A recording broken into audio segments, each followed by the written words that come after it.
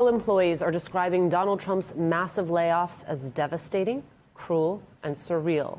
Shanice Mundell is one of those workers fired in the name of cost cutting.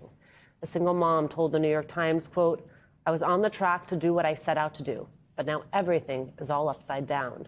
She's worried how she'll be able to provide for her children and afford her mortgage. Mundell was fired simply because she had been in her position for less than a year. It is known as probationary period for most federal employees. And Shanice Mundell joins us now.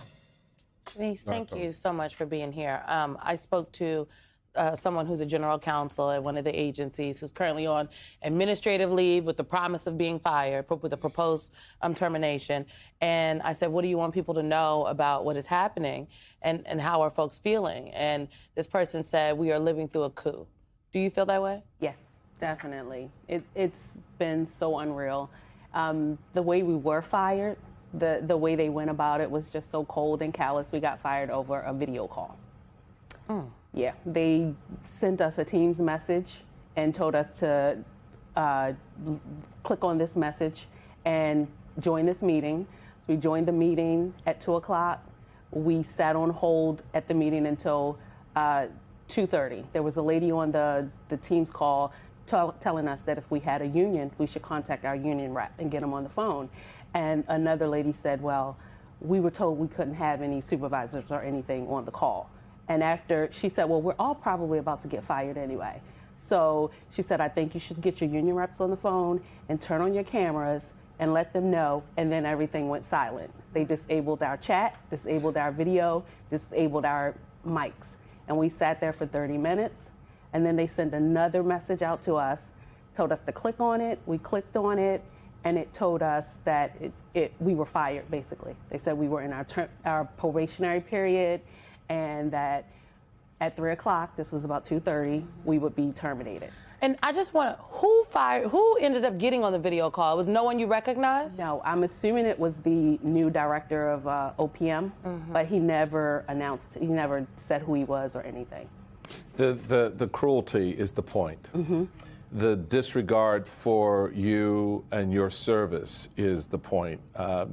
And in many cases, the people doing the firing are the most incompetent people in this whole thing, because they don't know the jobs that you're doing, whether it's at the Office of Personnel Management or, some other agency. You do have, for example, efforts that are underway to provide some level of support for our federal employees. Here in the DMV, the District, Maryland, and Virginia, there is a very large number of federal employees, but the vast majority of them are outside of this area. And what we're seeing, Governor Wes Moore has launched an initiative to support the federal workers, at least in Maryland, with job search portal featuring 130,000 open jobs in the private sector, resources to learn about housing support benefits, recruitment of federal workers into open state jobs, and hiring fairs with local and county leaders. So these are important steps that the governor can do here, and the mayor of D.C. and don't know what they're doing in Virginia quite yet. How do you make that transition when your career, your personal choice was to be a civil servant and to work on behalf of the American people and providing them the services that you did, or even in the short time you were there? The probationary period, folks, is really to sort of do a little quasi-evaluation, right? So unless you're a real screw-up, you're not going to get fired, and it's certainly because you wouldn't have been hired in the first place if you were that individual. So these are competent people, and we want to be clear about that, because people hear probationary and they think, well, they were kind of hanky anyway. It wasn't. They probably weren't that good for the job, but that's not the case. How do you now reconcile this as part of your career choices, given that this administration doesn't give a damn about the choices that you made to serve the American people?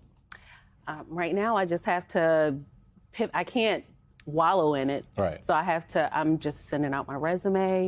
I had to update my resume and just apply for new jobs. I wanted to, I'm speaking out as much as I can because I want everybody to know what's happening because I don't think it's right. But right now I'm a little lost. I don't know, what's going to happen. I've applied for unemployment. There's, we have to wait for that. There's a 21-day waiting period for that to process. And I'm just trying to, be strong for myself, be strong for my family, and just. You weren't in the federal union.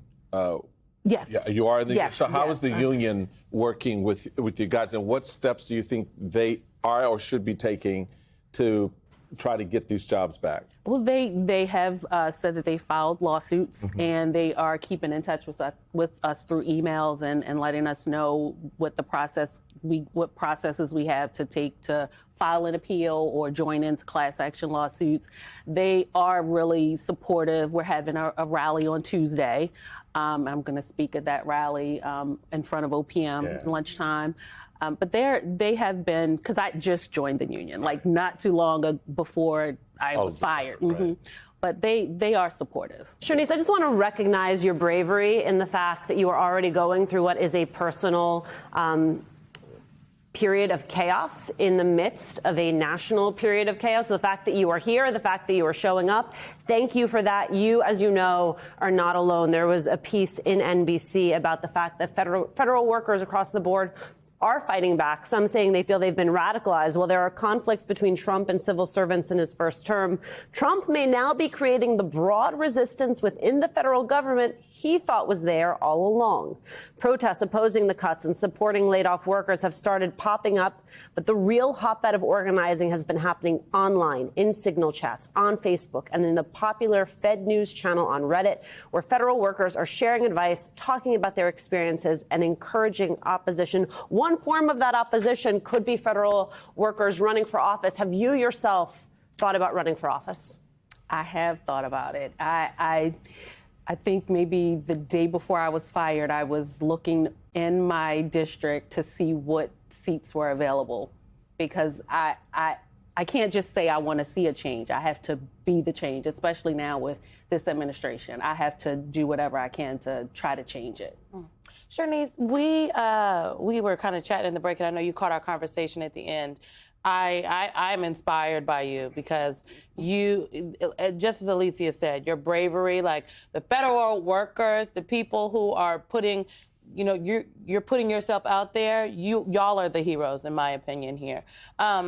What do you think about the conversation we were having about Democrats and should they go to the State of the Union? How are you just feeling about Democratic elected officials' response to this moment? I don't have a problem with them not going. Stay home. Show him that you're not going to just lie down and take it. If you go there, you're kind of showing that you're supporting this nonsense that's going on and making it normal. Yes, and it's not. Oh, this is a presidential speech. We got to. No, you don't have to be there.